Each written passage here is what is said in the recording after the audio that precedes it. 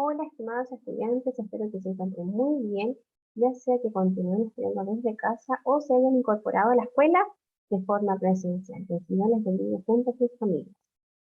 Hoy vamos a continuar viendo los módulos de religión evangélica, pero vamos a retomar las actividades, ¿cierto? Lo que vimos anteriormente, que fue justamente el anuncio del nacimiento de Jesús a través de un ángel hacia María y hacia José, que no solamente era un anuncio para el Mesías de su tiempo, ¿cierto? Para el pueblo de Israel, sino que también un Mesías de salvación para nosotros como sus seguidores. Además, revisamos la parábola de la semilla de mostaza que se asemeja al reino de los cielos, el cual, ¿cierto? Como la semilla de mostaza parece pequeño, pero si se planta en buena tierra, crece inmensamente y en ese aspecto nos ha alcanzado a nosotros también.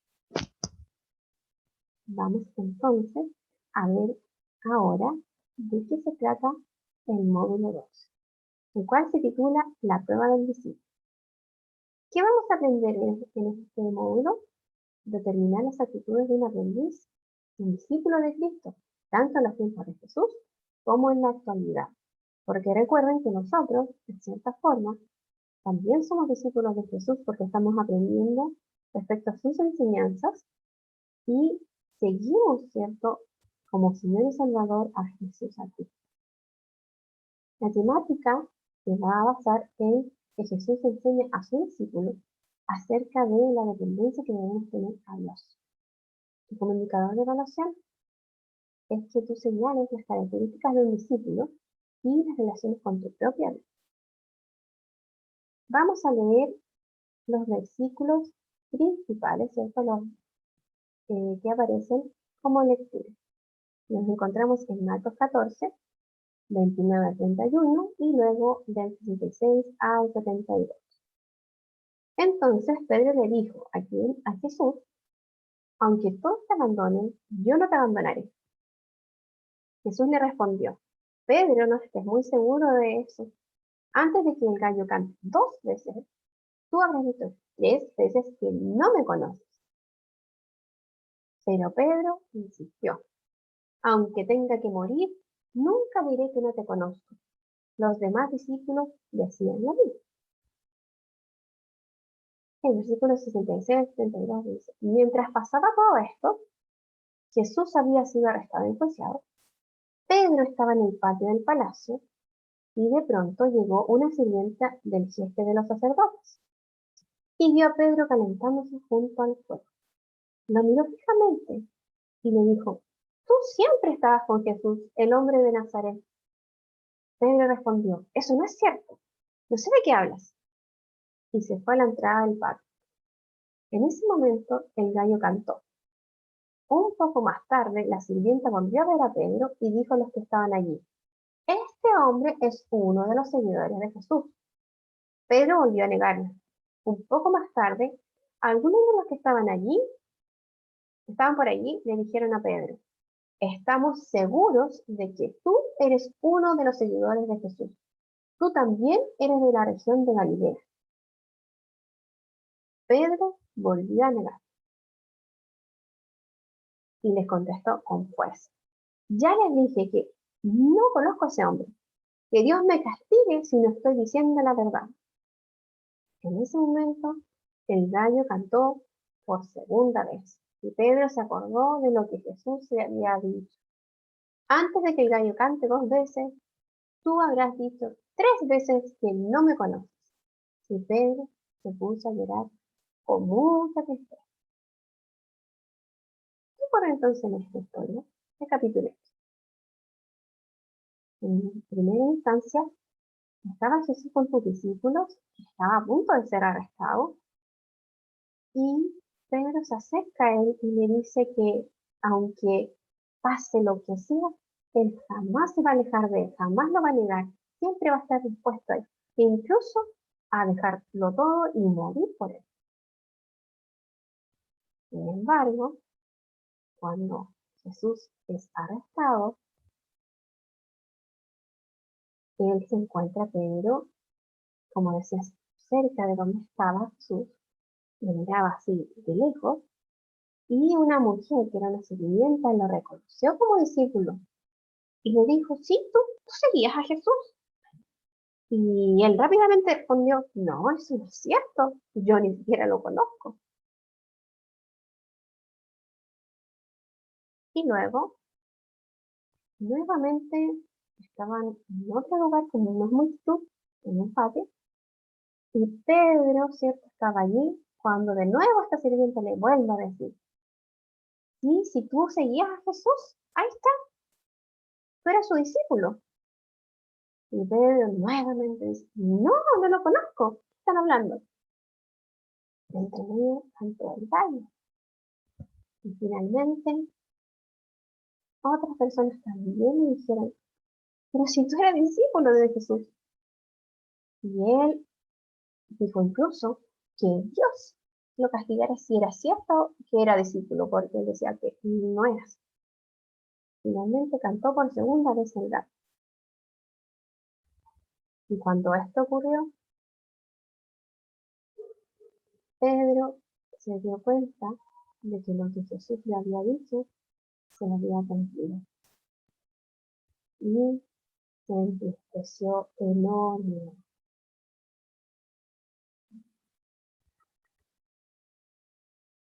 ¿Qué ocurre en esta historia y qué ocurre como nosotros como cristianos? Resulta que todos hemos pecado y de alguna manera estamos atados a ese pecado, que son las mentiras, las peleas, el mirar mal a los demás, muchas cosas que nosotros erramos. Como seres humanos, lamentablemente, tenemos esta raíz de pecado. Si podemos remontar cerca de Adán y Eva cuando ellos desobedecen a Dios y comen del fruto prohibido.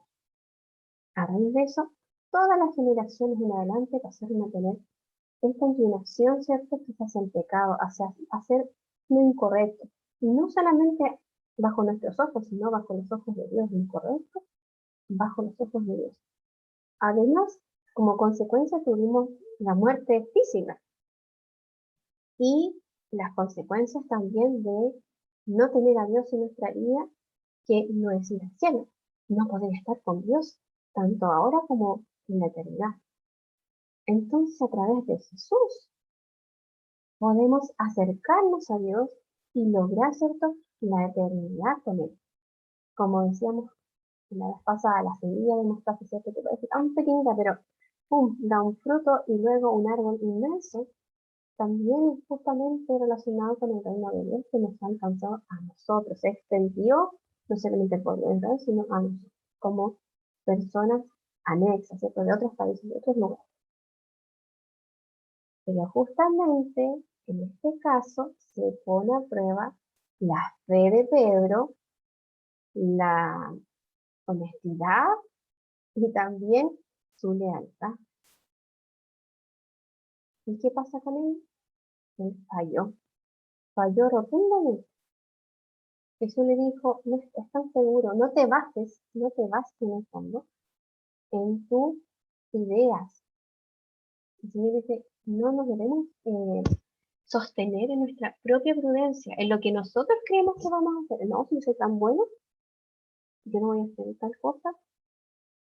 No, si yo soy muy buena persona, así que yo por eso no voy a ir al cielo, porque hago cosas buenas. Eso no es suficiente. Nosotros tenemos que rendir nuestra vida a Jesús, a Cristo.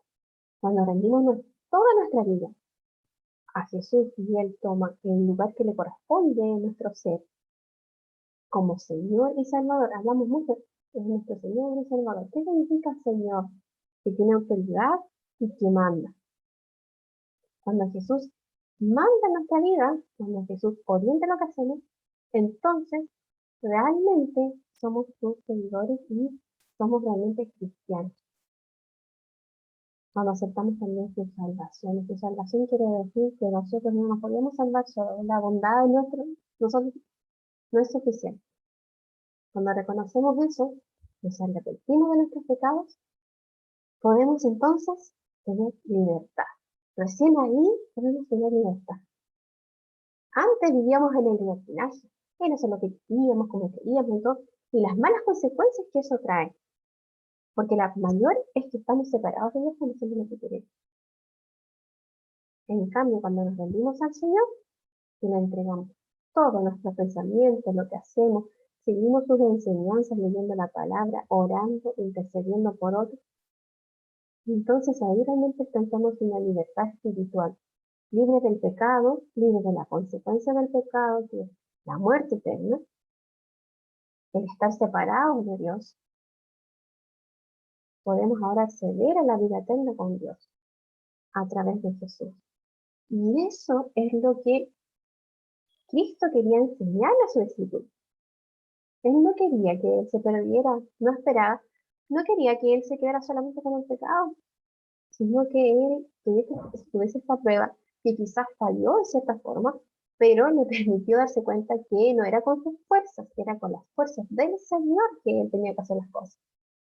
Y les voy a contar que Pedro, luego de esto, tiene un encuentro con Jesús cuando él resucita, y Pedro estaba igual, seguía triste, porque pese a todo, esta prueba eh, sí dio como un resultado positivo en Pedro porque se vio que su corazón estaba para el Señor, pero todo lo demás no estaba rendido y eso le faltaba.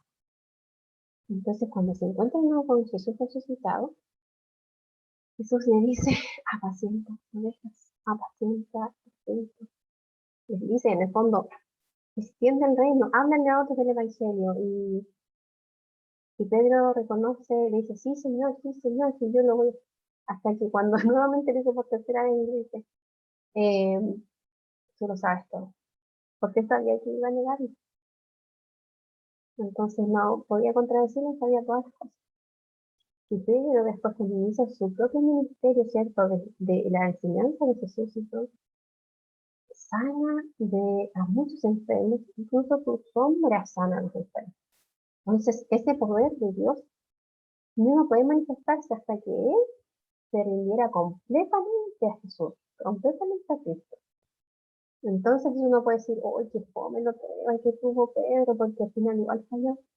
Pero si no hubiese tenido esa prueba, no hubiese podido darse cuenta de lo que le faltaba, no hubiese podido recibir el poder realmente de Dios a ese nivel.